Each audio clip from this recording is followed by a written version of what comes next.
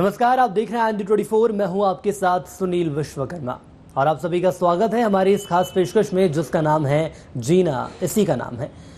जीना इसी का नाम है एक ऐसा कार्यक्रम जिसमें हम ऐसे मुद्दों की बातचीत करते हैं जिसके माध्यम से आप अपने जीवन स्तर को ज्यादा आगे ले जा सकते हैं। हमेशा की तरह हमारे साथ एक खास मेहमान जुड़े हुए हैं। सबसे पहले मैं आपका परिचय उनसे करा देता हूं, उसके बाद हम खास विषय की जानकारी आपको देंगे और बातचीत करेंगे कि आखिर कौन से विषय पर आज हम बातचीत करने वाले हैं। डॉक्टर राजेश शर्मा सर हमारे साथ जुड़ चुके हैं। सर, बहुत स्वागत है आपका IND24। जय हो जय सुनील भाई, और IND24 के दर्शकों को, भाई बंधुओं को बहुत बहुत नमन वंदन। तो दर्शकों, आज हम बातचीत करने वाले हैं जिंदगी में बेफिक्री आखिर कितनी जरूरी होती है। देखिए, बेफिक्र रहें आप अपने लिए, अपने परिवार के लिए, लेकिन साथ ही साथ आपको लापरवाही नहीं बरतनी है। आज इसी विषय पर हम बातचीत करने वाले हैं। हालांकि दोनों अलग अलग सिरे नजर आ रहे हैं, लेकिन इनको जोड़ने के बाद जिंदगी आखिर कितनी आगे बढ़ती है, आज इसी विषय पर हम बातचीत करेंगे। तो डॉक्टर साहब, बड़ा ही अलग विषय लेकर आज हम सबके बीच मौजूद हैं। सबसे पहले यही आपसे समझना चाहेंगे कि जिंदगी में बेफिक्री कितनी जरूरी होती है। मेरे दोस्तों, आज की इस विशेष पेशकश की शुरुआत मैं गुनगुना के करता हूँ जी। मैं जिंदगी का साथ निभाता चला गया, हर फिक्र को धुएं में उड़ाता चला गया, गम और खुशी में फर्क न महसूस हो जहां, मैं दिल को उस मकाम पे लाता चला गया। तो सुनील भैया, आज के इस आपके साथ में रूबरू होने का जो मौका मिला है, फिक्र बेफिक्र, मैं जिंदगी का साथ निभाता चला गया, हर फिक्र को धुएं में उड़ाता चला गया। तो सवाल है, सबसे पहले हमको परिभाषित करना चाहिए फिक्र क्या है जी। इसको बहुत से इसके पर्यायवाची हो सकते हैं सुनील भैया फिक्र के। एक फिक्र है कि मैं संजीदा हूँ, मैं सेंसिटिव हूँ, मैं बहुत ही संवेदनशील हूँ, मैं किसी की वेदना को मैं महसूस कर सकता हूँ, मैं किसी की फिक्र कर सकता हूँ। एक ये भी फिक्र है, ठीक है। दूसरा है कि बेफिक्र होना, कि मुझे परवाह नहीं। मैं घर का एक युवा बच्चा हूँ, मेरे घर में मेरे पिताजी एक मात्र शख्स हैं जो कमाते हैं। चूँकि मैं अब 18-19 साल का हो गया हूँ, मैं मेरे कलीग्स को देखता हूँ, उनके शौक़ देखता हूँ, तो मेरे मन के अंदर भी एक इस तरह की भावना आती है कि मेरे पास भी एक अच्छा मोबाइल हो, मेरे पास भी एक गाड़ी हो। और उसके बाद जो है मैं ज़िद करने लगता हूँ कि नहीं, चूँकि मेरे दोस्त हैं, मैं उनके साथ अपने आप को फिट नहीं कर पाता, तो मुझे वो ज़िद करके मैं गाड़ी लेता हूँ। इसका मतलब क्या हुआ? इसका मतलब है कि मैं अपने घर की परिस्थितियों का फिक्र नहीं कर रहा। क्या इसको बेफिक्री बोलते हैं या इसको लापरवाही बोलते हैं, क्या कह सकते हैं? फ़िक्र के बहुत से मायने हैं। फ़िक्र का मतलब ये होता है कि एक ऐसा आपके बाह्य वातावरण में, आपके अंतः वातावरण में, दोनों जगह पे एक ऐसा परिवर्तन जो आपके ध्यान को आकर्षित करता हो सुनील भैया। इसलिए जो सामान्य है, जो होना चाहिए, जो सच है, उससे मुंह नहीं मोड़ना, उससे हमको बेफिक्री नहीं करने की है।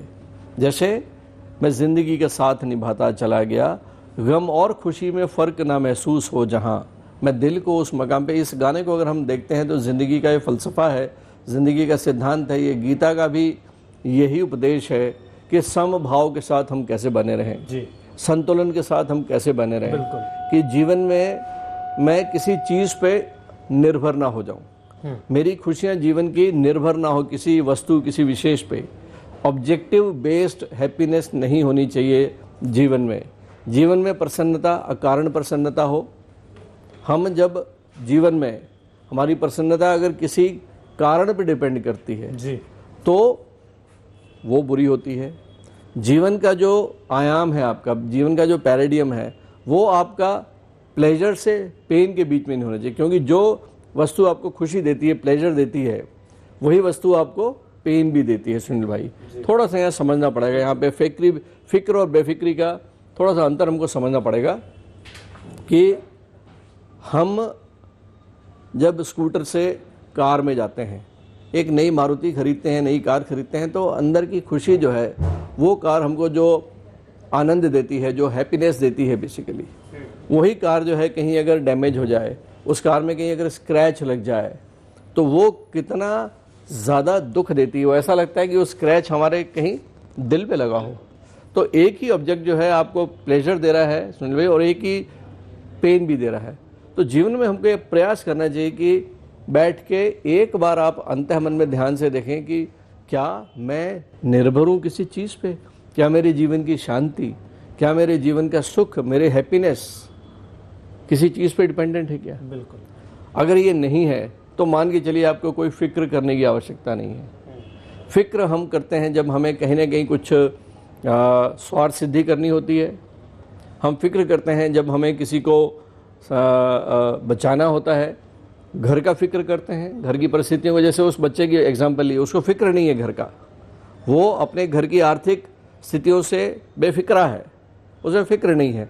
वो अपनी स्वार्थ सिद्धि के लिए, अपने दोस्तों के बीच में अपनी बात रखने के लिए जो है वो उस चीज़ से बेफिक्रा होके फिक्र नहीं कर रहा है। वो यहाँ पे वो लापरवाह भी है और वो संजीदा भी नहीं है, यहाँ पे सेंसिटिव भी नहीं है उसकी, ठीक है, गलत काम कर रहा है।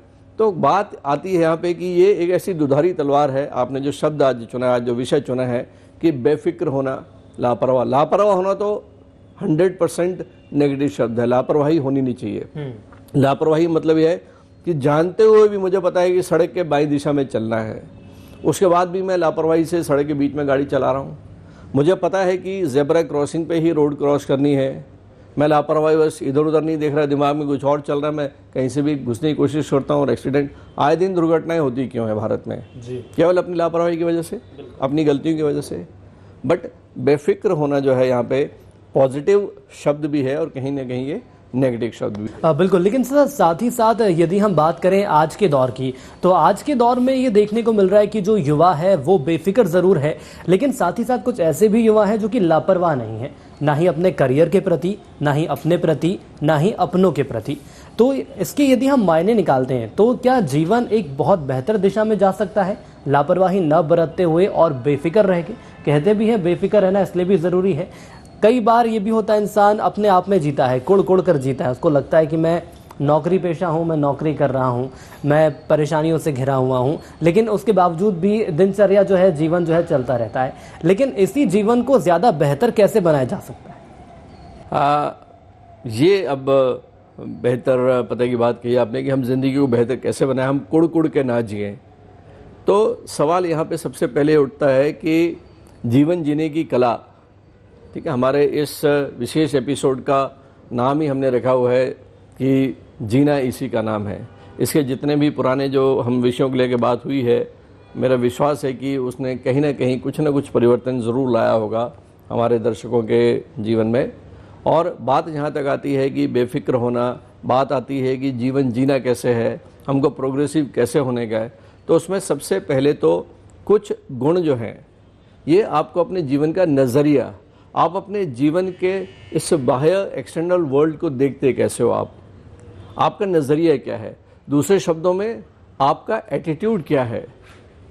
तो जीवन का हर पल जो है चुनौती से भरा होता है सुनील भाई, बिल्कुल, हर क्षण चुनौती से भरा हुआ है। आपको नहीं पता है कि आपका जो है आने वाला समय जो है वो क्या है करके, आपको हर पल जूझना है। जीवन कुरुक्षेत्र है, हर पल चुनौतियां ही चुनौतियां हैं, हर पल परीक्षा है।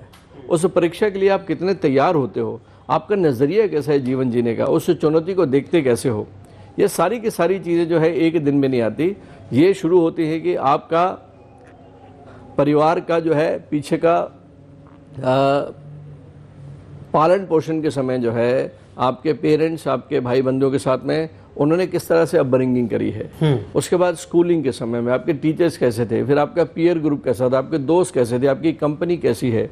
उसके बाद जो है हम जब अपना व्यवसाय शुरू करते हैं, हम कहीं जॉब लेते हैं, तो वहाँ पे जो है आपके सुपीरियर, आपके सबॉर्डिनेट्स, आपकी बॉस के साथ में, ये सारी की सारी चीज़ें होती हैं कि क्या आप स्वार्थवश जीवन जीते हो, क्या हर काम में आप केवल अपना ही अपना देखते हो, या फिर आपके जीवन का नज़रिया ये है कि दूसरों को मैं तो देना ही जानता हूँ। ठीक है, आप हमेशा जो है एक मददगार, आपका एक जीवन का नज़रिया ही ऐसा है कि ईश्वर की प्रार्थना से, ग्रैटिट्यूड के साथ में आप जैसे भी हैं, अगर उस स्थिति को आप ईश्वर का प्रसाद मान के, ब्लेसिंग मान के अगर आप चलते हैं, हर क्षण को आपके आंकड़ों में, आपके मापदंड के अनुसार भले ही वो जो है वो बेहतर हो या ना हो, लेकिन यदि उस पर भरोसा है तो आपको इस बात पे ज़रूर अडिग विश्वास करता रहना चाहिए कि चूंकि वो देख रहा है, अगर ये क्षण मेरे मापदंड के अनुसार में उचित नहीं है तो हो सकता है कि मेरी परीक्षा की घड़ी है, आने वाला समय जो है मेरे लिए और बेहतर होगा। बिल्कुल। और जब हम इस विचार के साथ जीते हैं कि आने वाला समय और बेहतर होगा, तो मेरा विश्वास करें दोस्तों, ये एक पॉजिटिव सोच होगी, एक धनात्मक सोच होगी कि जो है आने वाला कल आज से बेहतर होगा, आने वाला कल आज से बेहतर होगा। उसके लिए आज मुझे इस क्षण में रहना पड़ेगा, आज मुझे प्रयास करना पड़ेगा, आज मुझे संकल्प लेना पड़ेगा, मुझे अनुशासन के साथ रहना पड़ेगा और मेरे ध्येय को साधना पड़ेगा। इसीलिए सुनील भाई, विवेकानंद हम सब युवाओं के जो एक स्तोत्र हैं, वो हमेशा कहते थे कि युवा को अपना एक लक्ष्य निर्धारित करना चाहिए, और वो कहते थे कि जब तक उस लक्ष्य की प्राप्ति नहीं हो जाती तब तक सो मत। बिल्कुल। सपने ऐसे देखो जो आपको सोने ना दें, और जब तक लक्ष्य की प्राप्ति नहीं होती तब तक रुको मत। उस लक्ष्य को अपने जिंदगी की सोच बना लो और उस सोच के साथ में जिंदगी जीना सीखो। उठो उस सोच के साथ में, खाना पीना घूमना, हर चीज जो है सबकॉन्शियस माइंड में वो सोच होनी चाहिए जो आपका लक्ष्य है। अगर हम इस तरह से चीजें चलते हैं तो ये विश्वास करिए कि ये आपके व्यक्तित्व को निखारता है।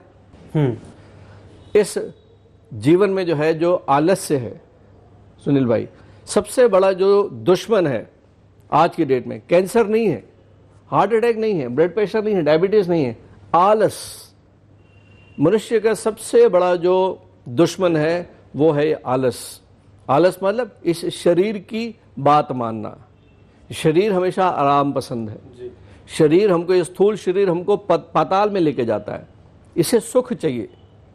आराम से उठो यार, 8 बजे 9 बजे 10 बजे 11 बजे रात में जो है बेफिक्री के साथ में आप एक लक्ष्य विहीन जीवन जीना। आज का युवा खास करके मैं बार बार कहता हूं कि हम भाग्यशाली हैं कि आज हम पूरे विश्व में सबसे युवा देश के नागरिक हैं। बिल्कुल। 65% से ज्यादा आबादी हमारी जो है आज 35 साल के नीचे के बच्चे हैं हमारे साथ में, युवा हैं।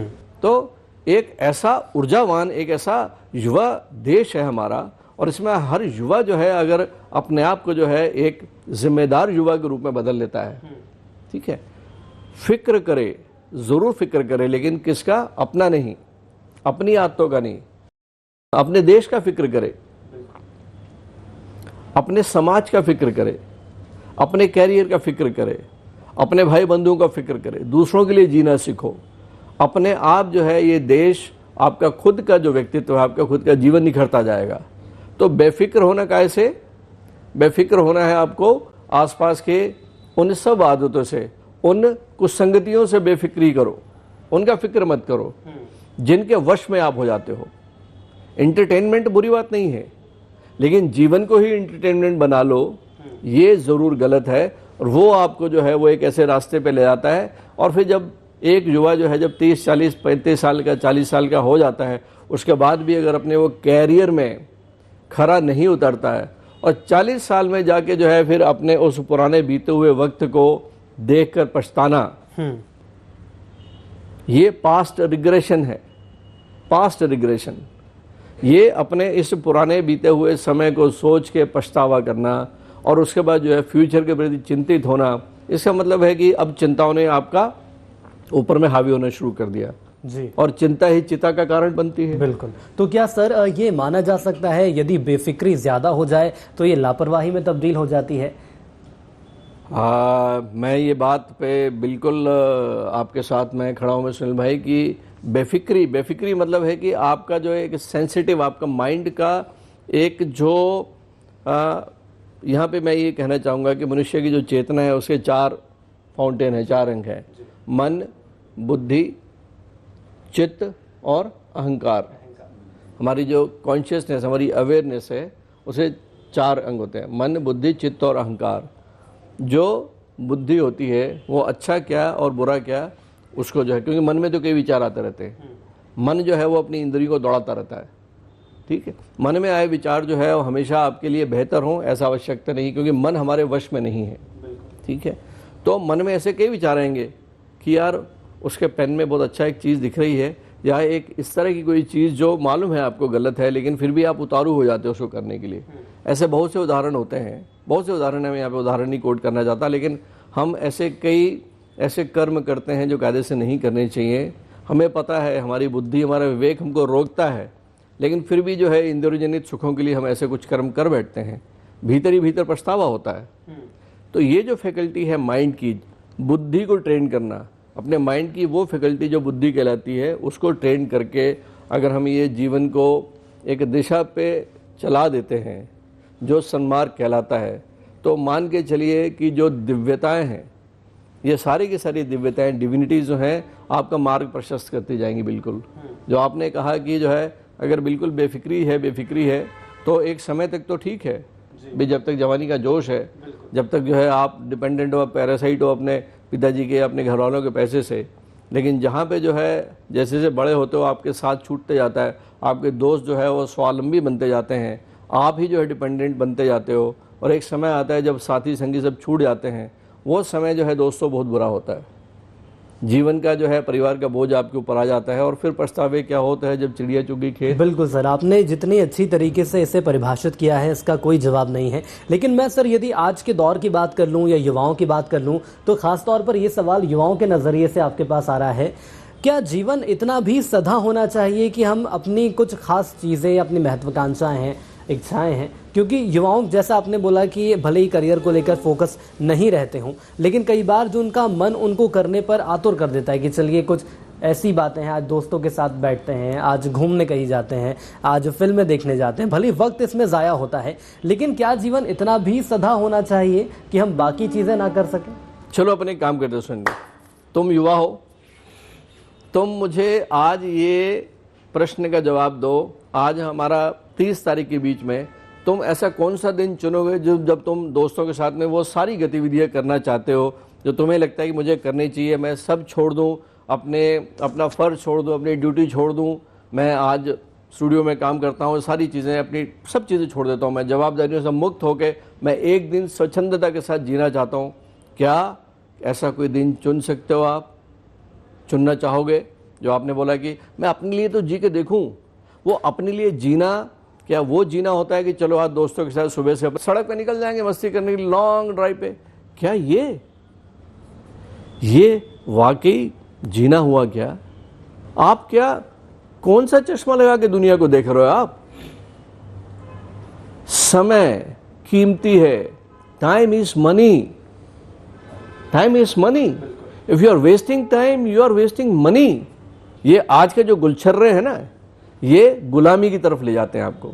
मैं ये कतई नहीं कह रहा कि जिंदगी में ऐशो आराम ना करो, लेकिन आप अपने फर्ज को तो पहचानो, अपने उत्तरदायित्व, अपनी जवाबदारियां। आपका इस वक्त काम क्या है? बहुत आसान होता है दूसरों को भाषण देना। अगर एक युवा एक दूसरे युवा को क्या करना चाहिए वो लिख के दे दे उसको कि भाई ठीक है, तुम्हारे घर में 2 बहनें हैं अभी जिनकी शादी होनी है, ठीक है, माँ तुम्हारी बीमार रहती है, और तुम्हें इस वक्त क्या करना चाहिए? अपने घर के प्रति तुम्हारा उत्तरदायित्व क्या है? आप अपने पड़ोसियों के प्रति, अपने समाज के प्रति, अपने प्रदेश, अपने देश के प्रति तुम्हारा उत्तरदायित्व क्या है? भाषण में बहुत अच्छे से बोल सकता है, वही चीज़ जो है यदि खुद पे लागू करे। मुझे मालूम है कि गायत्री परिवार में बोलते हैं कि दूसरों के साथ में वैसा व्यवहार करो जैसा आप स्वयं चाहते हो सामने वाला करे। बस जिंदगी में अगर हम ये सीख लें कि मन, वचन और कर्म से हम कुछ भी ऐसा काम ना करें जिससे कि अहित हो किसी सामने वाले का, ठीक है, मन, वचन और कर्म को साध लो आप। गीता भी यही कहती है, कुछ करने की आवश्यकता नहीं है। आपके कर्म सात्विक हों, आपके वचन सात्विक हों, ठीक है, बाकी सारी चीज़ें जो है वो तो फिर सध जाती हैं, जीवन का आनंद आना शुरू हो जाता है, और आप श्रेष्ठ साबित होते हो ईश्वर की नज़रों में। उसके बाद आपकी चिंता तो ईश्वर करता है, और जब वो चिंता करने लग गया फिर तो जो है वो पालनहार हो गया आपका, फिर तो कोई टेंशन है नहीं। सुनील भाई, मैं अभी भी ये नहीं बोल रहा कि ज़िंदगी में जो है आप मनोरंजन ना करें, लेकिन आटे में दाल में नमक के बराबर, 24 घंटे में जो है 6 घंटे, 7 घंटे, 8 घंटे जो हमने सोने को दिए हैं, बाकी जो समय बचता है 18 घंटे का, आप समय बांट के तो देखो। घड़ी का मतलब क्या है? क्या आपने देखा कभी कि सूर्य जो है, आज मूड नहीं है मेरा उगने का यार, चलो मैं आज जो है 12 बजे उगता हूँ, क्या हुआ ऐसा? नहीं। ठीक है। जितनी ऋतुएं हैं समय पे आती हैं, समय पे जाती हैं। चंद्र ग्रहण कब होना है, सूर्य ग्रहण कब होना है, 365 दिन में जो है पृथ्वी पूरा चक्कर लगाती है, अपनी धुरी पे घूमती है 24 घंटे में, ऋतुएं समय पे आती हैं। समय का मतलब क्या है? समय ही जीवन है। वही समय है हम जब बच्चे होते हैं, वही समय है जब जवान होते हैं, वही समय है जब हम प्रौढ़ बनते हैं, बुढ़ापा आता है और फिर अंतिम यात्रा की तरफ हम कंधों पे उठ के चले जाते हैं। समय का ध्यान रखें।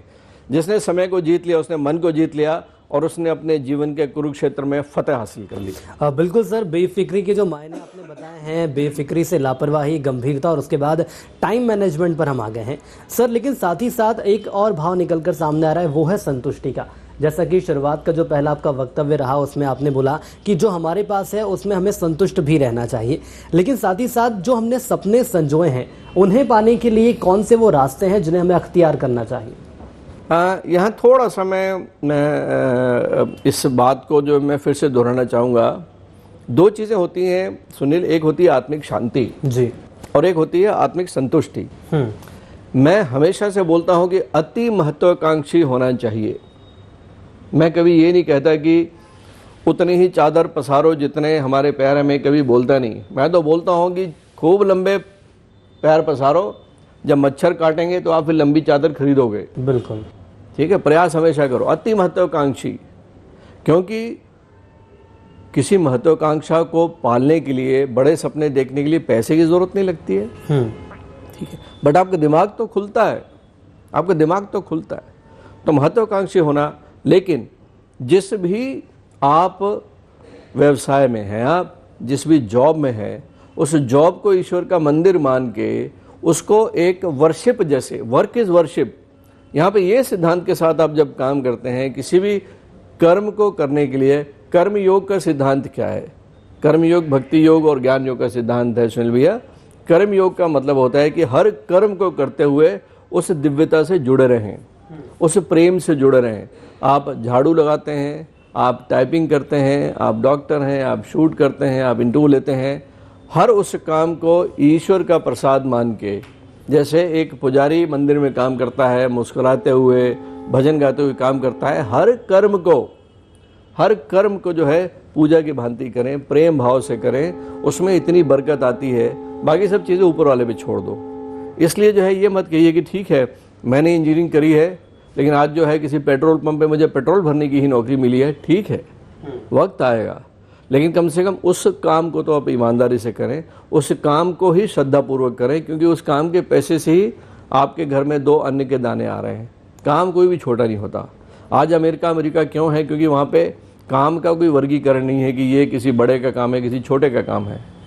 वहाँ पे हर काम की एक महत्ता है और हर व्यक्ति की पर्सनालिटी जो है वो जब ऑफिस में जाता है 10 से 6 या 10 से 6 या 10 से 4 जब भी है, वो कभी उठा के जो है बाहर सिर तक नहीं उठाता। उसे पता है कि क्योंकि उसका जो मूल्यांकन है वो हर घंटे के हिसाब से किया जाता है। जैसे हमारे देश में महीने के हिसाब से किया जाता है, हमको तनख्वाह महीने की मिलती है। हम पूछते हैं अभी वो लड़का कितनी तनख्वाह है उसकी महीने की, वहाँ पे बोलते हैं कि पर आवर आपकी वैल्यू क्या है। 1 घंटे में जो है आपकी वैल्यू बनती है। तो हर व्यक्ति जो है एक एक क्षण का महत्व जानता है। यहाँ फिर वही समय का प्रबंधन आ जाता है। तो मेरा ऐसा मानना है सुनील भैया कि महत्वाकांक्षी होना बुरी बात नहीं है। आत्मिक शांति अलग है, संतुष्टि नहीं होनी चाहिए जी। मैं ये नहीं बोलता कि ठीक है आज मैं 100 रुपये कमाता हूँ तो बस मैं ठीक है, बस ऐसा नहीं। आप 100 कमाते हो, प्रयास करो कल 150 कमाओ। क्यों? क्योंकि धन की प्राप्ति करना बुरी बात नहीं है, किसी का नुकसान करके पैसा नहीं कमाना चाहिए, ठीक है। लेकिन साथ ही साथ जो है आत्मिक शांति, जिस भी इन्वायरमेंट में रहते हैं आप जी, आप उसमें पीसफुल माइंड होना चाहिए। क्योंकि पीसफुल माइंड होगा यदि, फ्रस्ट्रेशंस नहीं होंगे, डिसअपॉइंटमेंट नहीं होगा, डिप्रेशन नहीं होगा, यदि उदासी नहीं होगी, सैडनेस नहीं होगी, तो मन में प्रफुल्लता बनी रहेगी। और जब प्रफुल्लता बनती है तो पॉजिटिविटी आती है, प्रोडक्टिविटी बढ़ती है और समृद्धि बढ़ती है।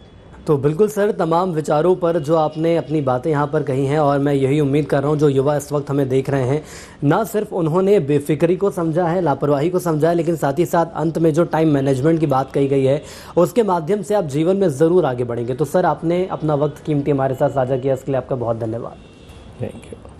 तो दर्शकों, फिलहाल इस कार्यक्रम में इतना ही। तो आज हमने बात करी है टाइम मैनेजमेंट की, आज हमने बात की है बेफिक्री की, साथ ही साथ हमने ये भी समझा है कि लापरवाही हम कैसे नहीं बरतें। लापरवाही बरतने से ज़रूर बचना चाहिए, लेकिन हाँ, ये भी ज़रूरी है कि यदि आत्मसंतुष्टि आपको मिल रही है तो जीवन में कुछ मनोरंजन होना भी ज़रूरी है। और इसी के साथ इस खास पेशकश में इतना ही। दीजिए इजाज़त। नमस्कार।